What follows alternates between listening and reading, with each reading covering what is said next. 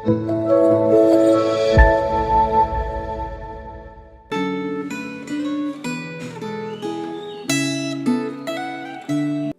Bapak Ibu Saudara, pada hari ini 17 April 2023, kita akan bersama-sama merenungkan firman Tuhan kembali. Mari kita berdoa terlebih dahulu sebelum kita mendengarkan firman Tuhan. Bapak, kami bersyukur untuk hidup yang masih Engkau berikan kepada kami pada hari ini. Kami bisa bangun dan menerima kekuatan dari Tuhan. Kami juga akan mempersiapkan diri kami untuk melanjutkan segala kegiatan kami pada hari ini. Tapi sebelum itu kami akan mendengarkan firman Tuhan. Tuhan tolong berbicara kepada setiap kami. Dalam nama Tuhan Yesus kami berdoa. Amin. Bapak Ibu Saudara, saya akan mulai perenungan hari ini dengan sebuah cerita dari gereja saya. Ya. Di gereja saya itu khususnya di dalam komisi remaja, ada beberapa anak-anak remaja itu yang rajin sekali pelayanan.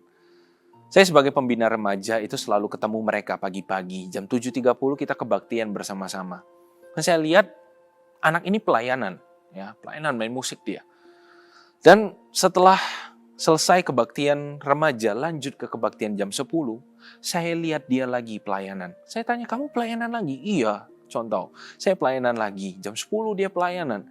Dan terkadang, ini cerita tidak saya lebih-lebihkan ya, terkadang di kebaktian 3 pun saya ketemu dia lagi. Kamu pelayanan lagi, saya bilang. Iya, karena nggak ada orang, dia gantiin orang pelayanan. Kira dia pelayanan lagi jam 5 sore. Dan terkadang Bapak Ibu, sampai hari Selasa, kebaktian doa di GKI Palembang itu harinya Selasa. Ini hari Selasa malam, kebaktian doa, dia pelayanan lagi Bapak Ibu. Di satu sisi ketika saya melihat ada anak remaja seperti ini, saya merasa bangga. Wah, saya seneng lah ada anak remaja yang mau pelayanan sampai segitunya. Kita juga kalau ketemu di gereja lokal kita masing-masing, kita merasa bangga pastikan ya. Kita seneng. Apalagi orang-orang yang sebagai pembina atau sebagai pengurus di dalamnya melihat ada anak-anak yang rajin. Tapi di sisi lain, kita itu jadi khawatir. Terkadang melihat orang yang pelayanan terlalu berlebihan banyaknya. Terkadang kita merasa itu nggak baik juga, bukan? Apa yang berlebihan itu selalu tidak baik.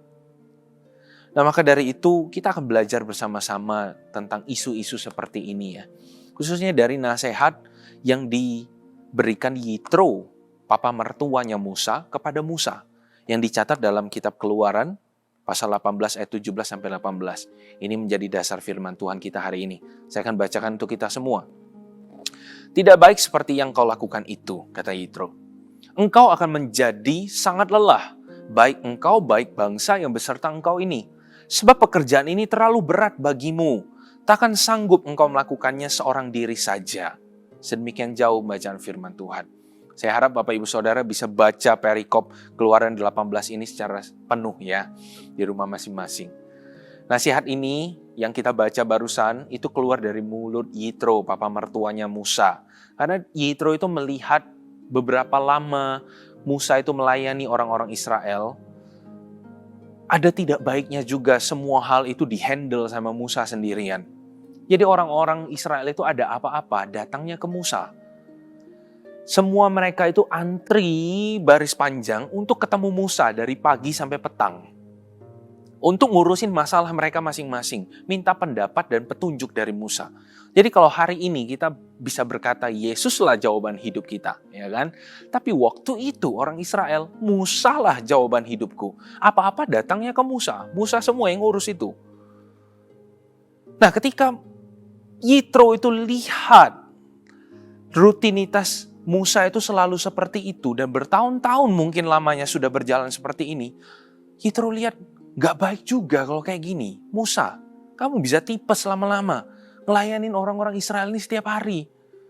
Oleh karena itulah Yitro itu katakan tidak baik seperti yang kau lakukan itu. Engkau akan menjadi sangat lelah. Baik engkau, baik bangsa yang beserta engkau ini. Ada benernya, bukan cuma Musa yang capek nantinya. Tapi juga orang-orang Israel yang mau datang ke Musa. Mereka itu antri dari pagi sampai petang. Kalau sudah sampai petang mereka belum dapat antriannya, belum sampai ke Musa. Mereka lanjut lagi besok antri. Wah, lelah. Bukan cuma Musa yang nunggu antrian yang lelah. Mereka yang berdiri nungguin antrian itu juga lelah loh. Ya kan? Maka dari itu, Yitro itu memberikan nasihat seperti itu, nggak baik. Kayak gini terus. Makanya Yitro kasih solusi juga. Yitro bilang, Musa coba kamu ubah deh cara pelayanan seperti ini. Coba kamu pilih orang-orang yang takut akan Tuhan, orang-orang yang memang punya hikmat, orang-orang yang bisa dipercaya, itu bisa memimpin. Mungkin ada yang memimpin 1.000 orang, ada yang memimpin 100 orang, ada yang memimpin 50, dan ada yang memimpin 10. Nah, para pemimpin inilah yang akan menjadi pintu pertama bagi mereka untuk konsultasi. Kalau memang masalah yang mereka konsultasi itu sepele, tidak terlalu berat, cukup para pemimpin ini saja yang menghandle. Tapi kalau memang sudah masalahnya itu gede, besar, baru mereka itu datang ke Musa. Jangan semuanya kamu itu orang-orang datang ke Musa, jangan semua Musa itu yang urus. Bisa mimisan lama-lama, kata Yitro. Belajar dari kegagalan atau kesalahan Musa dan juga belajar dari nasihatnya Yitro, terkadang kita ini terjebak seperti Musa. Ya kan, ada orang-orang yang seperti Yitro yang bisa melihat bahwa pelayanan yang kita ambil itu terlalu berlebihan. Mereka akan katakan, engkau tak akan sanggup melakukannya seorang diri saja, ini nggak baik. Mereka akan bilang. Kata-kata seperti ini, itu bukanlah kata-kata yang pesimis, keluar dari orang-orang yang pesimis yang merasa kita itu nggak mampu menghandle semua pelayanan yang kita ambil. Bukan. Justru kata-kata seperti ini tuh keluar dari orang-orang yang peduli dengan keadaan kita. Seolah-olah mereka itu mau ngomong seperti ini. Tidak perlulah semua pelayanan itu kamu ambil sendiri. Masih ada orang-orang lain yang bisa pelayanan. Ingat ya Bapak Ibu Saudara, di dalam pelayanan termasuk hamba Tuhan. Tuhan itu sudah memberikan bagian kita masing-masing.